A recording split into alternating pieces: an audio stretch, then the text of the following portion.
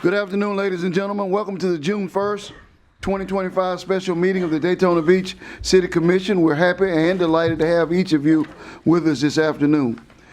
Madam Clerk, may we have a roll call? Commissioner Paris? Here. Commissioner Strickland? Here. Commissioner May? Here. Commissioner Cantu? Here. Commissioner Henry? Present. Commissioner Reed? Here. Mayor Derek L. Henry. Here. At this time, we will have the invocation, which will be led by Commissioner Strickland, followed by the Pledge of Allegiance, led by Commissioner Paris. Please rise for the invocation and the Pledge of Allegiance. Heavenly Father, we just thank you for this day and the opportunity to come here and do business for the residents of the city of Daytona Beach. Please guide us to do the right thing for our taxpaying residents, for our city as a whole. Again, thank you for allowing us to be here today. Watch over and guide us, keep us as we go forth from here later on. In Jesus' name, amen. Amen. I pledge allegiance to the flag of the United States of America and to the republic for which it stands, one nation, under God, indivisible, with liberty and justice for all.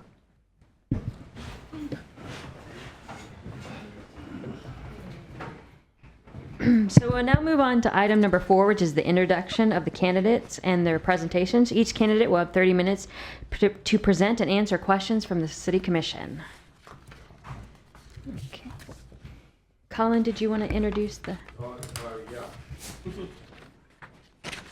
If I may, at this point, typically the mayor welcomes the candidate, gives them a couple minutes to introduce themselves, mainly because there's public here and it may be televised. And, you all know the candidates quite well, having read their materials, interviewed them over the telephone, and now in person, but the public doesn't. So normally you give them a couple, 3 minutes, and then turn to one end of the dais and let a commissioner ask a question and rotate around. And if you get done in 30 minutes, start over again with the commissioners.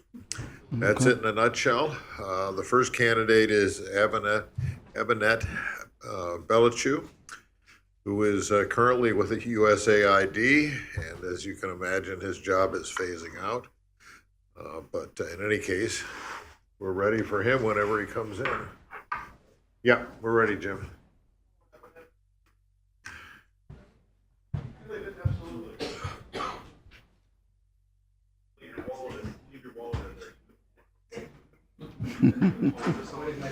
Right there. That's the hot seat.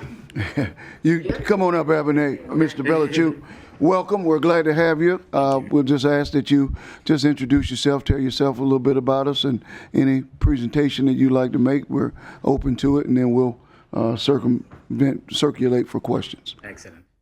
Thank you. For coming on Sunday. Taking time out of your busy schedule to interview me. I'm very grateful. As you say, my name is Abinette. I have been in government more than 20 years. I serve in different capacity, multiple city, state, local, and federal government. I have a bachelor's degree and a master's degree in accounting. I have multiple certification. I am a certified public accountant, certified fraud examiner, certified in forensic finance, and certified internal auditor. This is briefly who I am, and I'm currently, applying and interviewing for the position of auditor in your city. Okay. All right. We'll start with commission questions then, if you have nothing else further to say. And before we get started, I'm sorry, if you can just speak a little louder to the microphones. Will do, sure. Thank you. You're welcome. Do we need to raise the podium? I can raise the podium. That would be nice. Right there, the button next to your right hand. Here? And just hold it. Yeah,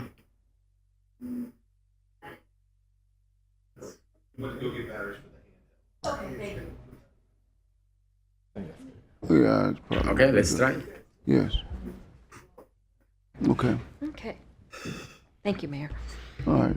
Do we have, who would like to commence with questions? The commission. I'll start. Okay. Some of these questions I've already asked. I think the commission has seen some of the answers from you, but I'll go ahead and say it since the public is here. if coming from outside of Florida, how will you be able to adjust to Florida state laws? I thank you. And I think me and you probably discussed this question before. I think auditing is sort of like doctor in profession. I think the way, if you have, for example, external auditor, right? Excuse me? You have external auditor in the city. Yes. Yeah. Those auditors never worked in your city, but they come, they do audit in a small period of time, and they provide you not only finding, but recommendation.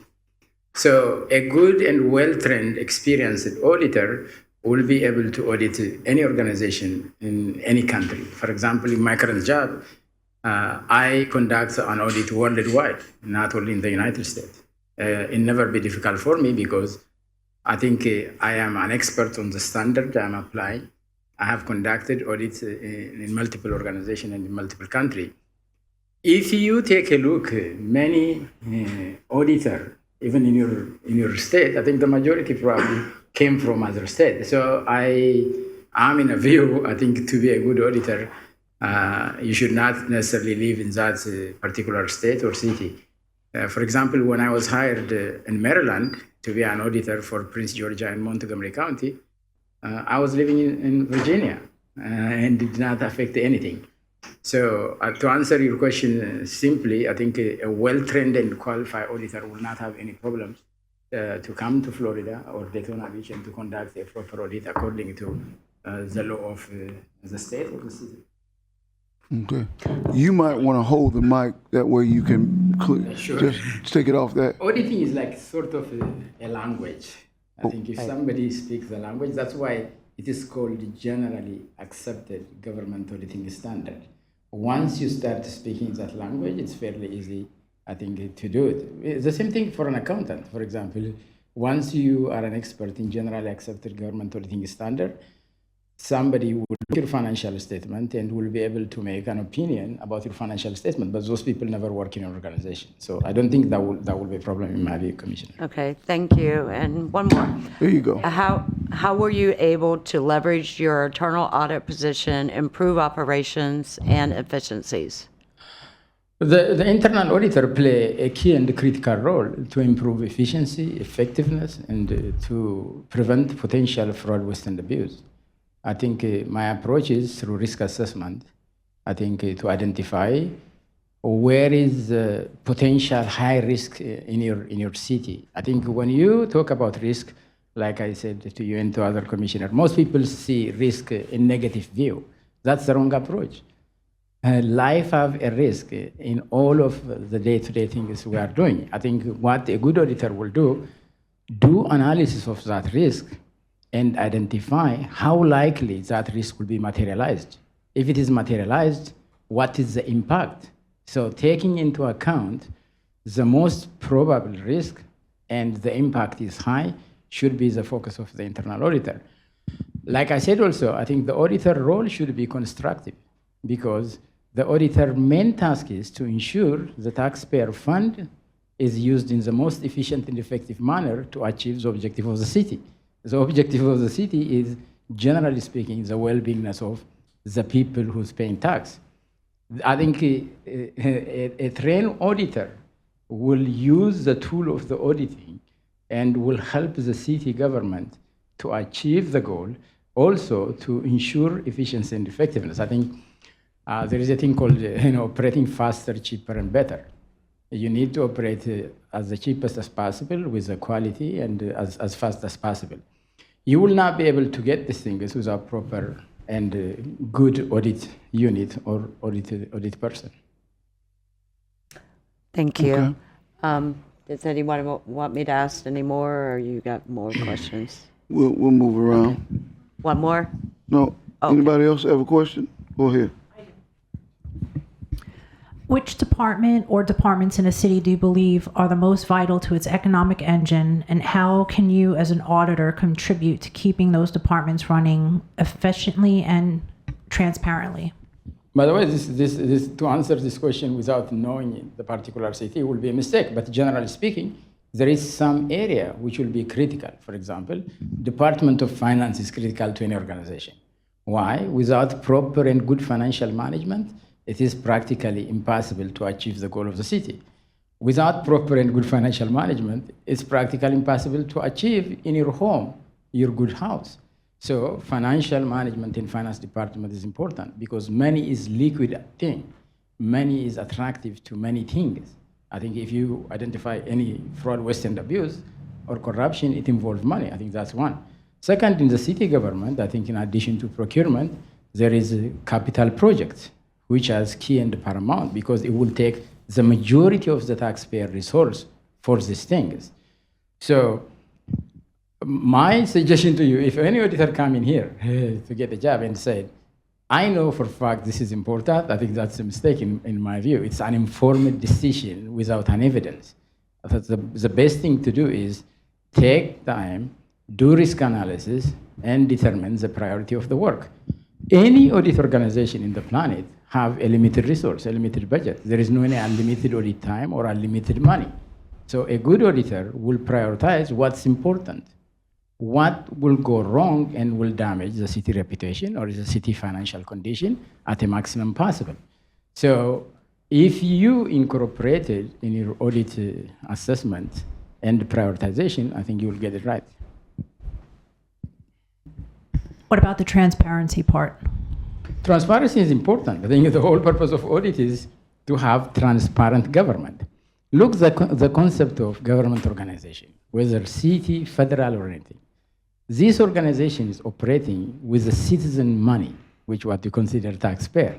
So to gain the trust of those taxpayers, transparency is very, very important. A government needs to be transparent, not only in theory, in fact. How you'll be transparent? By communicating, sharing information. No person I know of in any organization will be able to know what's going on with the operation of the government. For example, you or an elected official with good intention dedicated your time to serve the citizen of Daytona Beach. But you don't have one time, probably skill, to conduct operational audit, financial audit, compliance audit. You need to have somebody to do that. And that somebody should have the approach of transparency, honesty, integrity, and independence. This is the core foundation of a good audit unit. Okay, Thank you. thank you. Yeah,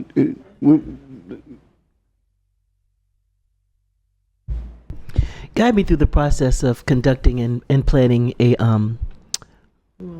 performance audit. So I think performance audit is different from compliance audit and financial audit for the following reason. Performance audit is more about efficiency rather than whether you achieve the things you need to achieve.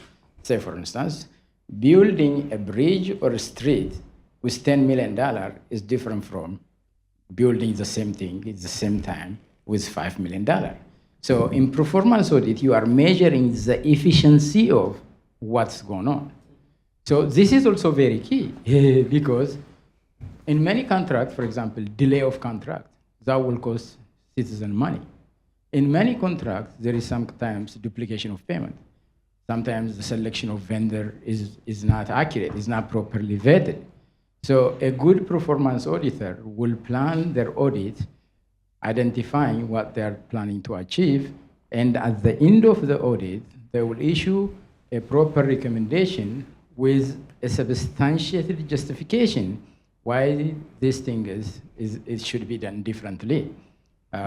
Say, for instance, I think in U.S. government, for example, they do many things, including building weapon and many other things. I think some of the things will take a whole lot of period of time. I think a good performance audit will identify, what can be done differently to get the same result, but with the most cost-effective and timely manner.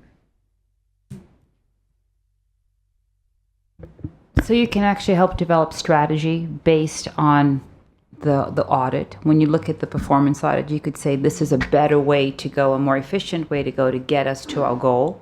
Exactly, that's the whole purpose of recommendation. If you read any audit report, I think in the audit report, the auditor should recommend.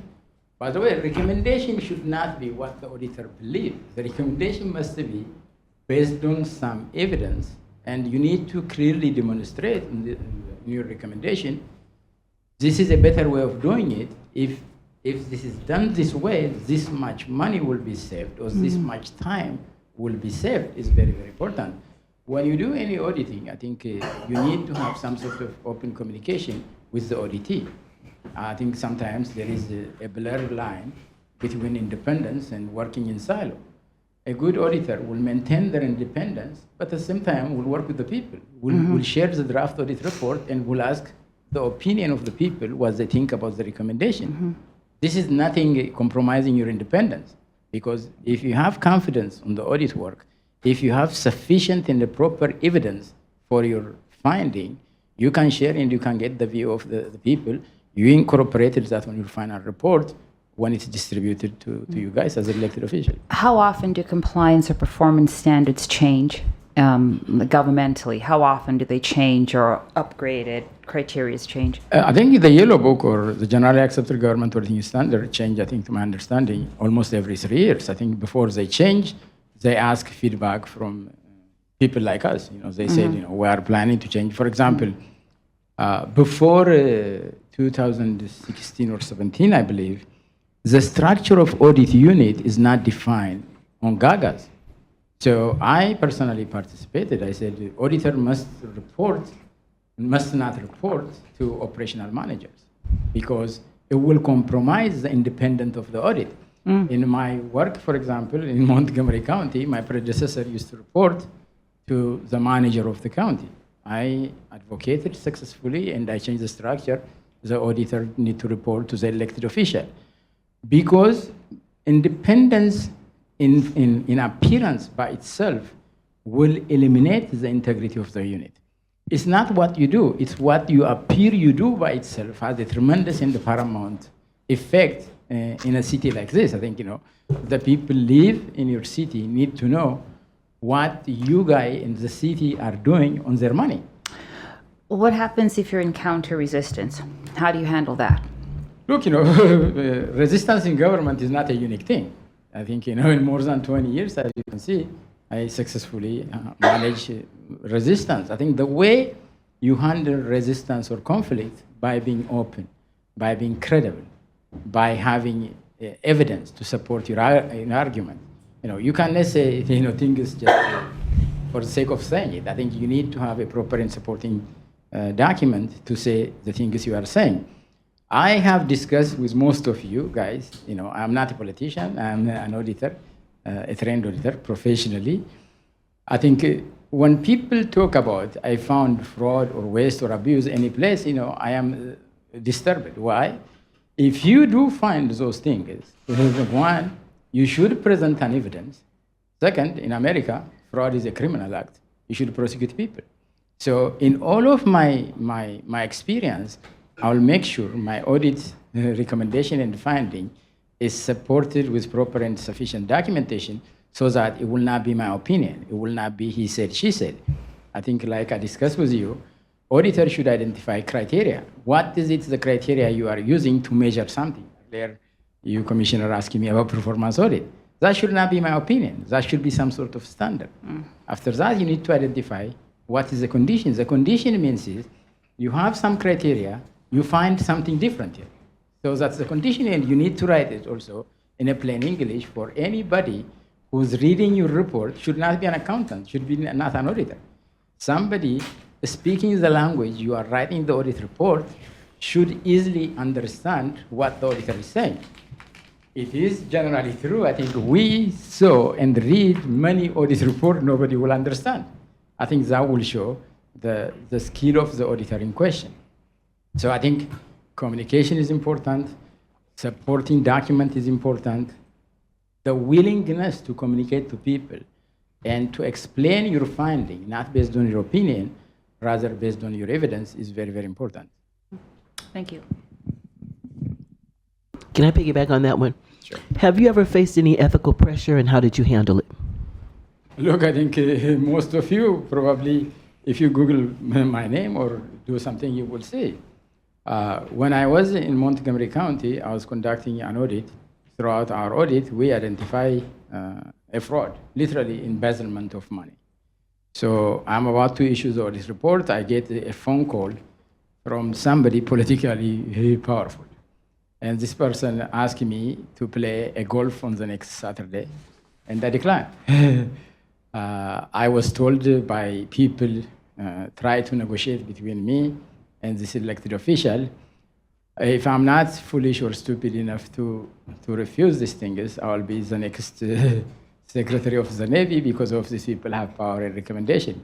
I did not take that bet because, look, an error is something, missing some internal control, another thing, taking money and have an evidence to it, there is nothing I can do about it.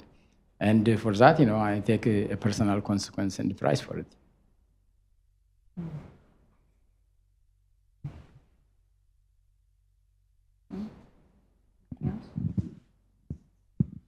Anyone else? Questions? Let me ask one final question if no one else has a question. Auditing is a sensitive matter. Were you to find issues in a department, how would you express that to us and to the community with a level of that doesn't that does your job with respect for what you do in your work without just blasting it out to the community? In other words, how would you communicate with us if there were a problem? Thank you, Mayor. Good question. I think there is something I need to say here. First, I think I conducted many fraud investigations, sometimes with the staff. So the first thing I'll tell for my staff and for myself is, this needs to be 100% confidential. Because before you finish an audit, let us assume, you just say, I'm investigating somebody, you damage that person's reputation because you did not finish the audit. Later, it's very difficult to repair the people's reputation if your audit or investigation did not identify anything. So I think throughout the audit must be confidential.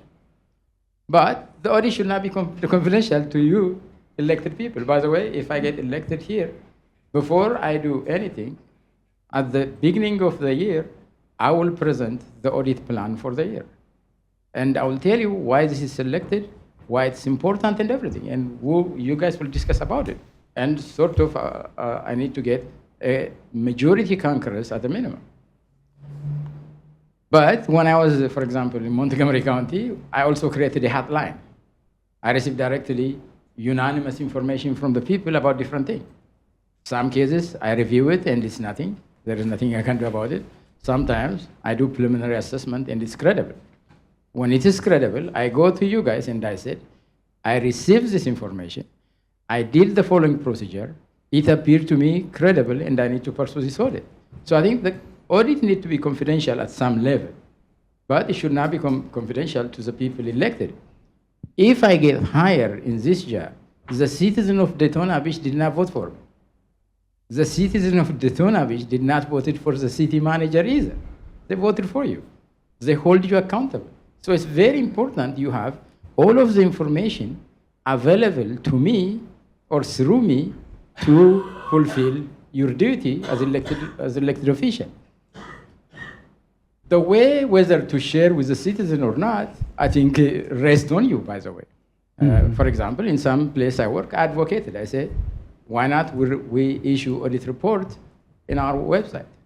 That will develop the citizen integrity. In other cases, it's, for example, in federal government, there is classified information. That information is out, it will compromise the United States in some shape or form. That doesn't mean we will not share the information for elected people, like senators, Congress, and stuff like that, but we will not leave it depending, how classified those kinds of things. That's why in my current position, it's required to hold a top security clearance, which I have, and you will see things, this is not classified information, I can say to you. I think one time we are conducting an audit, and we identify some money, no one knows where about it. But the reason the money, no one knows what about it, is classified and they brief to us, and we understand in some cases there is no any way you will ask, I'll give you hypothetical. This is not hypothetical, I said for intention. Let us assume you are seeking information from a terrorist group. No terrorist will give you a receipt. To find that terrorist, you need to go to somebody respected on that country to pay for that person and to give it to you. So the government has a choice as a policy. Is it that finding that terrorist is important or getting a receipt? That's which is impossible. So a good auditor will do due diligence, the process in which those things happen by themselves in some cases and will not disclose things. I never work in your city or county, but I will assure you, if I get selected to be in this position, there is nothing I will not communicate with you because you are elected by a citizen of Daytona Beach. Okay, thank you. Did you have any concluding remarks? We have no further questions, did you have any concluding remarks? Thank you. Look, I think we started this process a long time ago. I think the recruiting agency who you hire knows, because I am committed for this position. I was selected in another city to be director of internal audit, and I passed that opportunity because I think I am too much involved.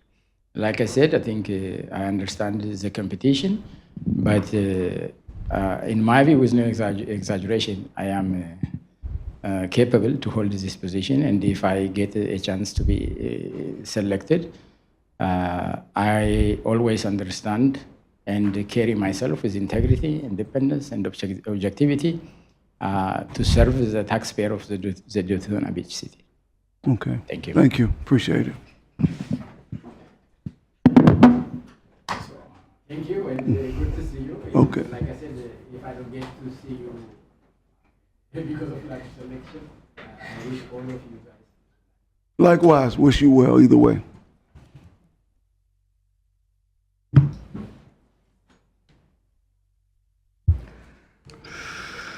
Whew.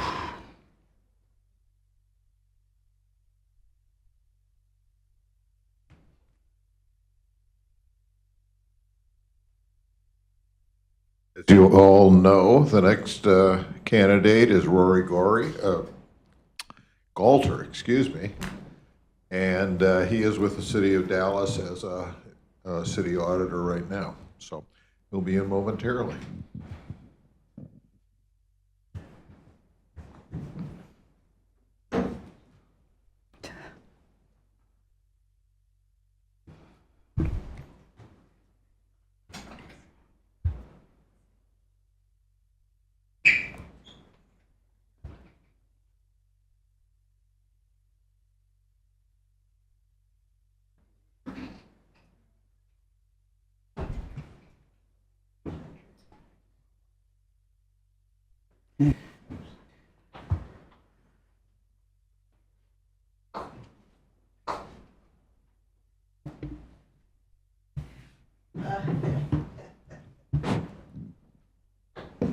Good afternoon, Mr. Galter, and welcome. Thank you. Good afternoon. Yeah, we're glad to have you. Of course, you've met all of us, but we'd allow you to go ahead and introduce yourself, make any preliminary remarks or comments, presentation that you'd like to make to us. Okay. My name is Rory Galder. I'm currently an audit manager at the City of Dallas in the Office of City Auditors. I think the two takeaways from my standpoint would be, number one, I've done a lot of first-time through audit type work, which means that I didn't have anything else to go after, and given the fact that this is a new position and you'd have nothing to refer back to, I think that would be one of the skills that I think I could bring to this. Second of all, I've done a lot of startup type work with operational experience, which gives me, I think, good insights to the operational departments, and the fact that when I make recommendations, I would consider their thought processes of how that might hurt or hinder their operations, as opposed to being a lifetime city auditor. Thank you. Thank you. All right, well, does anyone have any opening questions you want to start? You started the last time. I'll just start the same questions to Okay. be fair, and you've already answered this, and I think most of the commission have seen these. So coming from Florida, which we know you're coming from Dallas, how will you be adjusting to Florida city laws or Florida state laws? Several different ways. Number one, I do have some contacts here in the state of Florida. I am a friend of the prior city auditor of the state of Lakeland. Also, the current city auditor for the Miami Beach city used to work for us in the city of Dallas. Therefore, I could contact both of them to try to get an understanding of the differences between Texas and Florida laws. Second of all, the organization of the Association of Local Government Auditors, known as ALGA, would be another resource in which I could get some information. There would be other city auditors that are a part of that association that I could contact and communicate with to get an understanding of the difference of laws. And lastly, just look at the laws themselves and make sure anytime you do any type of audit, one of the first things we do is we look at federal, state, and local laws related to the area that we're auditing to understand what the do's and don'ts are to make sure that we're following those do's and don'ts. Okay, thank you. And how were you able to leverage your internal audit position, improve operations and efficiencies? As far as when you say leveraging, we basically are doing performance audits. So the things we are always looking for are, number one, are you complying with any personal policy and procedures for that particular area? Number two, are you complying with the state, federal, and local laws? And then number three, you always look for best practices. So the first thing we would do is we would look to see what best practices should be there, what kind of performance metrics, and then match those against what area that area is doing. And if they are not following best practices, try to understand maybe why, and then make the recommendations of how to improve upon those practices. Thank you. Okay. Where do we go? Yes. If you were to start tomorrow, what areas of city operations would you prioritize for audit and why?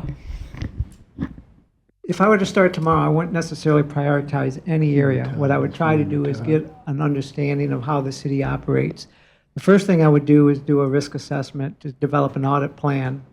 That risk assessment would break down the city's operations in various areas. Maybe it's by department, maybe it's by sub-departments, but just kind of get the auditing, what we would call the auditing areas. From there, I would talk to the commissioners, the mayor, the city manager, and area department managers, and try to understand what they see as their concerns. From that point, I would then analyze each area on 5 different metrics. Number one, the financial risk involved in that particular area, the operational risks in that area, the compliance, which is compliance with state laws, federal laws, and city laws, the public risk, which would be the image aspects of the operations, and then finally equity, as to whether there's certain areas or certain groups of individuals that are being disparaged because of that area. Analyzing all that, kind of mixing it all together, then I would come up with what is the highest risk area versus the lowest, develop an audit plan from that, in which I would present to the commission for them to make the decision. If they approve that plan, then I would go forward with that plan, going from the highest priority to the lowest. Thank you. I'm intrigued. You said you would take a look at areas that are being disparaged? Yes, that would be considered an equity risk. Basically, that is a risk that all cities face, and what you're looking for there is, again, are the policies and procedures of the city actually excluding or kind of ignoring certain groups or ethnic people, or just areas in general? Like, for example, in the city of Dallas has developed a lot of the northern part of the city, not the southern part. So there are a lot of issues that we look at in terms of, are those policies reflective, and are they really helping or hurting that, hindering that part of the city? You know, we can't tell where developers are going to develop, but there are certain policies that make it impossible, make it harder to develop certain areas than others. So we do consider that as part of our audit risks. Those policies you were discussing, you said the 5 of them, do they vary from state to state, or are they pretty well standard across the country, those 5 concepts? That is a standard concept in terms of risk assessment. Yes, those generally will be the five. Now, I will say that the equity aspect of it has become much more kind of high profile over the last several years. But yes, you've always looked at the financial risk, the operational, the public image, especially with the city. You want to make sure that your citizens trust you, that they feel that you're credible, and then the compliance risk has always been there. Equity is relatively new, but it's gotten a lot more emphasis.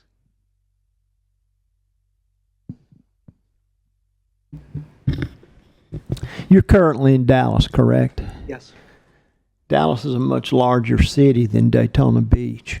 Are you supervising a team of auditors in Dallas, or are you doing most of the auditing personally? I don't personally do the auditing. We have an office of 21 individuals. We have 3 audit managers, which are responsible. I am administratively responsible for 4 what we call in-charge auditors that actually run that particular audit, and then staff auditors.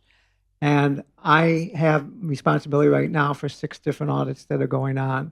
So I have a mix of in-charges and staff auditors, some of which I'm actually somewhat the in-charge, but I don't do the hands-on. What I do is I review everybody's work papers, and ultimately I'm the last person to sign off on them. Now, I have had experience doing my own audits, and when I worked in private industry, there were several times where I was the only auditor doing the work, so I have no issues with doing auditing work. Thank you. Were you to find some issues or areas, how would you communicate that to us? And how would you, in a way that keeps the city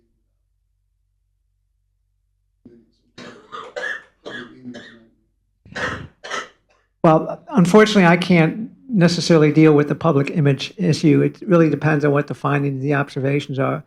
But generally, what I will do is, as you go through the audit, I work with the auditee. I keep them abreast of what I'm doing, what the findings are, to make sure that I'm factually correct in what I'm doing. Before I do anything, I will issue them a discussion audit draft in which they have a chance to look again at what my observations are, make sure that all my facts, I'm factually correct. And if they have some issues with maybe wording, and sometimes, again, English has a lot of different meanings, and so the way people interpret what you say can vary. So I will work with the department to maybe kind of soften the wording, but as long as factually I'm right, and as long as the focus of my observation and recommendations stay the same, I will change wording, but I will have to stick with that. At that point, then they have an option to respond. So there's a management response that would also go with this report. That response would then first, number one, they will indicate whether they're going to accept or reject the recommendation made.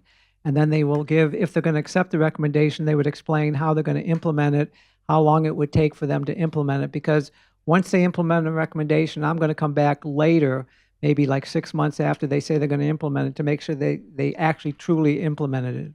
So the report that I would be issuing to the commission would be a combination of my audit findings. It would explain the methodology that I had.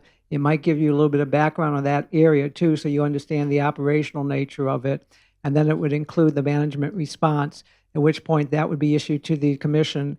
And then the commission would be the ones that would ultimately make the decision. If, for example, a department doesn't accept a recommendation, but you're wondering why, you would then question the department itself to understand why they're saying they're not going to accept it, or whether they will accept it.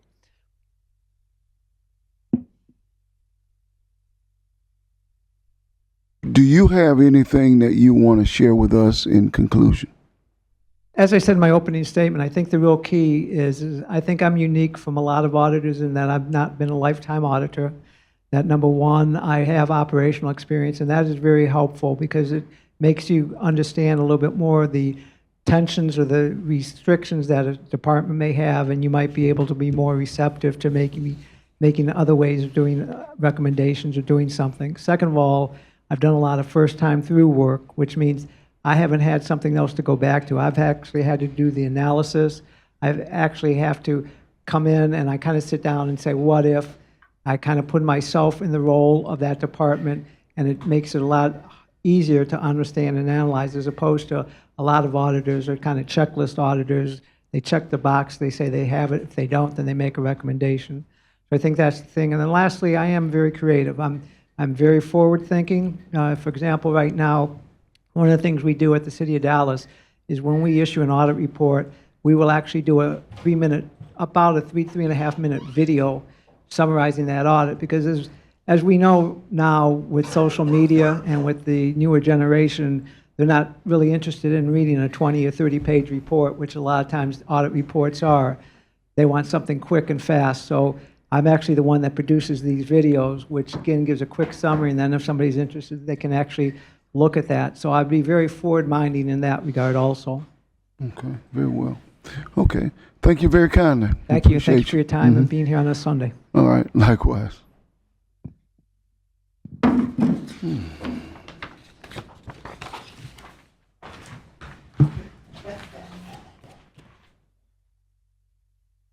So the next section of our agenda, if you want to have me move on to citizen comments, are there any citizens that want to comment this afternoon?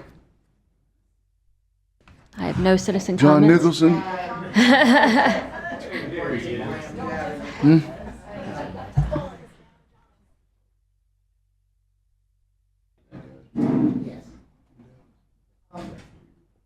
Really understand exactly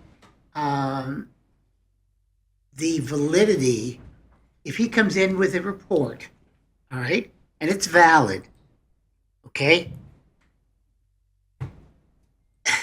Knowing commissioners for the last 40 years, when we do things and we believe that everything is, they've hit all the boxes, and then the commission just throws it out with no comment, is that possibility here? Several years ago, we did the look at what we wanted to do with our charter. They came up with 4 ideas, and the commission, with no discussion, threw them all out. And so I'm wondering here, because this is a great opportunity to look at our city and what we're doing. I'm just wondering how firm we are into taking into account. If he's going to do all this work and it's good for us, I don't want us to just say, oh, well, because of X, Y, and Z, we're not even going to listen to them. So I'm a little bit concerned about that. Thank you.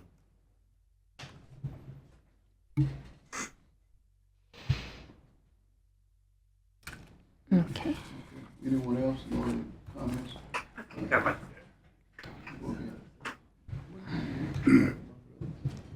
Burn Weatherholtz. I think both gentlemen had some good points. I like the idea of how the second gentleman was going to start, of the things that he had talked about doing. I have a little experience in auditing and finance through my spouse.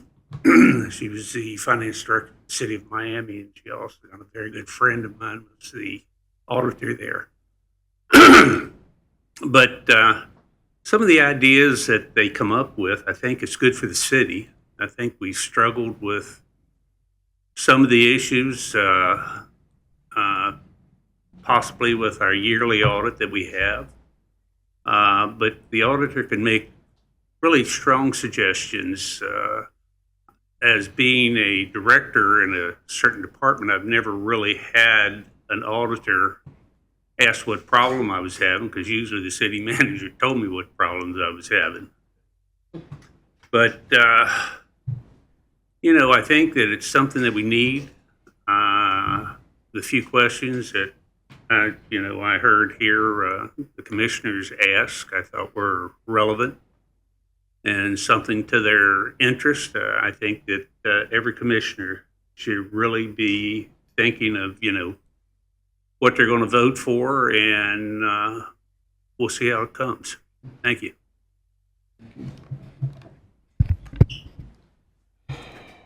All right. Do we have any discussion on the candidates from the members of the commission? Mayor, Yes. I know I didn't really express this, but my view for a city auditor is to see how we could run as efficiently as possible. So I just wanted to put that that out there.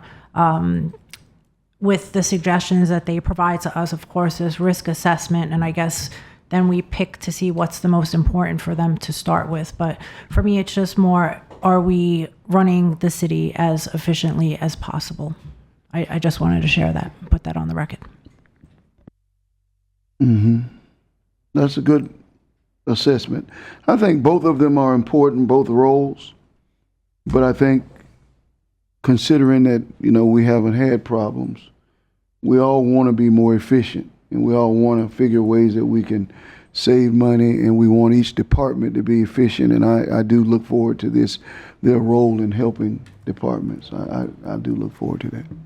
Yeah. Hence my question in regards to the performance audit. Auditing departments on their performance. How can things be done better?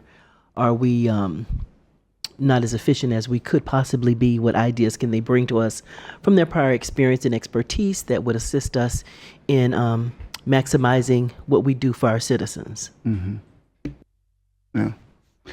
All right. Do we have any discussion on the candidates or the merits of either one of their candidacy? Any issues? Okay. Did you have who? May? I'm sorry. So they're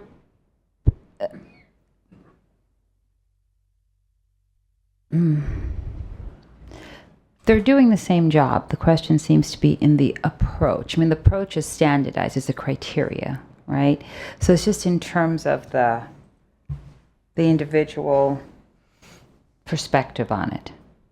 I know that one candidate actually instructs, teaches this as they go along, which I appreciate.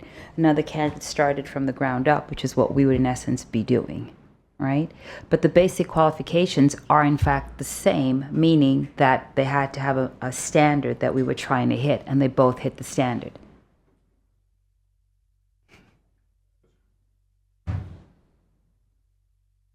That is correct. Okay. Now we're working, I think. Hear me? Just talking to that thing there. Log into this one? Okay. Yeah. That is correct. The standard was set. The person had to have a CPA and also be able to obtain a certification in internal auditing within 1 year. And I think, not sure if both had both of them or not. I know Mr. Belichick had both credentials. I think Mr. Coulter did, but I could be wrong. I know they were both CPAs, and that was the required credential. And which one had more time at a federal level? I'm sorry? And do we know which one had more time? I think Mr. Belichick had more time at a federal level. Yes, absolutely. Yeah. Yeah, well, he's worked for the federal government. Right. So, but I'm not trying to discount that, but I think the other one has worked at the city. So, not that. Mr. Belichick, I believe, had some local government experience in Prince George's County as well. So He did. Montgomery County as well. I think it was Montgomery County also. if I may, Mr. Mayor, I mean, once the commission's done commenting, my suggestion would be, I think you each have a ballot in front of you. If you would indicate your top choice, and we'll see how it shakes out. Yeah. Okay. When you're done, Mhm. you're ready. Certainly. All right. Thank you. Does anyone else have any other comments on either candidate? Commissioner? Yes, I just think they're both very qualified. It is a very hard decision. It is. I enjoyed both candidates, and they brought such different perspectives with the questions that I asked. Professional, solved the problem that I asked them the questions to solve, but sometimes two totally different things. And then they were the same on a lot of issues. Ethically, I think, because I asked a lot of ethical questions, I think they're neck and neck ethically. I think they're both going to be very ethical people. I don't think we have to worry about whether they're going to be doing anything nefarious. I think that they will hold to the standards that they're telling us that they're going to hold to. I asked them some questions about things that that situations that they had gotten into before where they had to choose ethics. And both of them told me about 2 situations where they had to walk away from their jobs because of their personal beliefs. And so when both of them said it, I was like, goodness, I can't disqualify either one of you because you're both, willing to gonna stand for what you believe is right above everything else. So I just wanted to say that. And I asked them both why Daytona Beach, and they both had compelling personal reasons. Let me see these names. With Abinette, his daughter lives in Orlando, and he wants to be near her. And the other gentleman, he and his sister are trying to relocate to either Florida, Arizona, or Texas. So they both have a desire to come this way and have personal reasons. And they both just have a lot of good experience. And that's what's, most important. They both have good experience in a lot of areas that would make them good fits for us. I too have had a difficult time distinguishing. I believe that Mr. Bellichew had a little more senior advisor experience, but that doesn't, which means, but that doesn't mean that, because basically you're coming here to be an auditor. You're not gonna have a big team of folks, so yeah, you gotta do the work. Teams. Both of them have worked within larger organizations. Yes. Right, so this would be paring it down. How big would their staff be? Nothing, just them and Just a them secretary. and a secretary. Yeah. Yeah. So it's a different nuts and bolts sort of thing. I do recall Mr. Bellichew talking specifically about audits that he had been engaged in and that found major problems and things of that nature. Could we ask them that question individually? Like, could they come back and could we ask them the question? Like, no? No, we're done questioning. I did ask about size, and Bellichew went from 25 and 30 to 5 to actually just being himself. So I think they both have probably at some point or another been the only one, and as their careers have progressed, they become teams. Yeah, so, all right. Do we have any other comments? Yes. I just want to thank both of the candidates for coming and participating. It was a tough decision. Okay, very good. All right, y'all ready to vote? Do we have to take public comment before we vote? We already took public comment. Yeah, but okay. So do you want to fill out the form and? Do you want to fill out the form and pass it to me and have me read them and, okay. I have one I can tally on. Here. We have official tally sheets. Okay. But I'll let Jim officially tally them.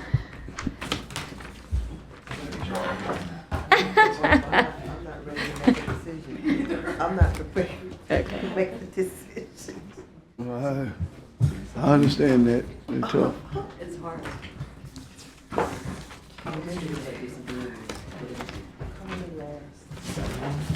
Nope. I'm waiting on 2. And you don't have to fold them because I'm going to have to read them into the record anyway. So, and then, you're gonna pass. You know what? I'll have him read them and I'll take the tally then if you're going to. Don't step away. Yeah, he did. I mean, there was a place for them signed, but. Do you want my folder to keep them all? Come on. Okay. It was hard, I just had to. So thank you for bringing us some excellent candidates to select from. Can you hear? Colin, I said thank you for bringing us some excellent candidates to select from.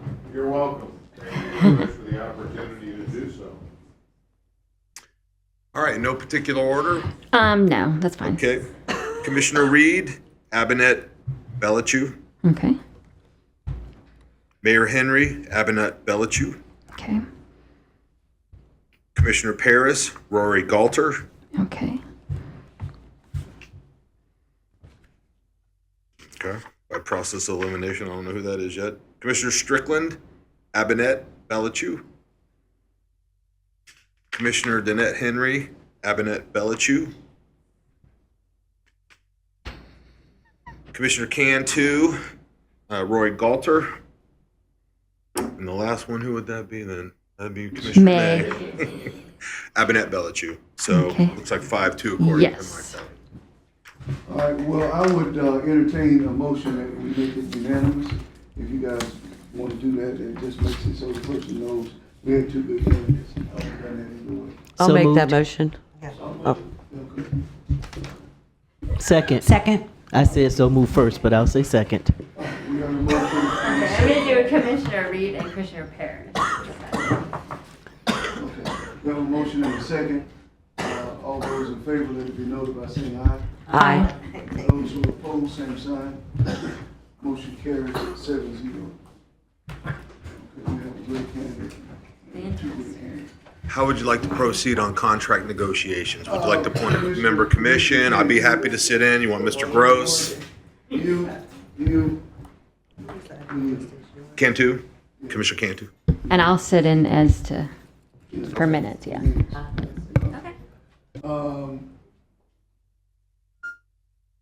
Sir, Yes. did you have something else? Yes, sir. Okay, you sure? I just wanted to, who was more insistent? Well, we want to thank you. We wanted you and we got you and you did a hell of a good job. These Well, were thank great- you. great candidates. And for me, it was tough. It was tough for all of us, and that's what you wanted to be. That's my goal. The only place I want to make it difficult is when it comes to deciding among the candidates, because they're all so good. Oh, I'm sorry. Well, once again, thank you for a great job. Thank you. Okay. All right. Mr. Manager, do you have anything? Any other comments? All right. This meeting is adjourned.